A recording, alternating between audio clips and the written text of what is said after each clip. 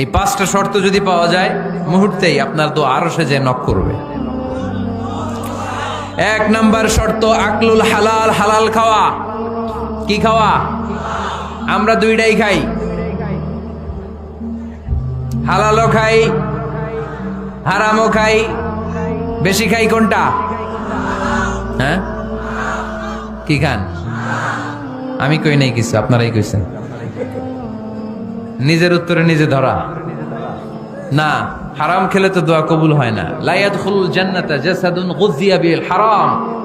ওই দেহ কখনো জান্নাতে যায় না যে দেহ হারাম খেয়ে বর্ধিত হয়েছে। কেন দোয়া কবুল হয় না? মিলিয়ে নেন নিজের জীবনের সাথে, জাস্ট একটু মিলিয়ে নেন, খেয়াল করেন। আকলুল হালাল এক নাম্বার শর্ত। ইউর ইনকাম শুড বি হালাল, ইউর ফুড শুড বি হালাল, ইউর ড্রিঙ্কস শুড বি হালাল, ইউর ফ্ল্যাট শুড বি হালাল, your bank balance should be হালাল। চিল্লায় বলেন ঠিক কিনা? এক লোক কাবার চারপাশে শুধু দোয়া করে, ইয়া রব, ইয়া রব, ও আমার রব, তুমি আমারে মাফ করে দাও, তুমি আমারে মাফ করে দাও।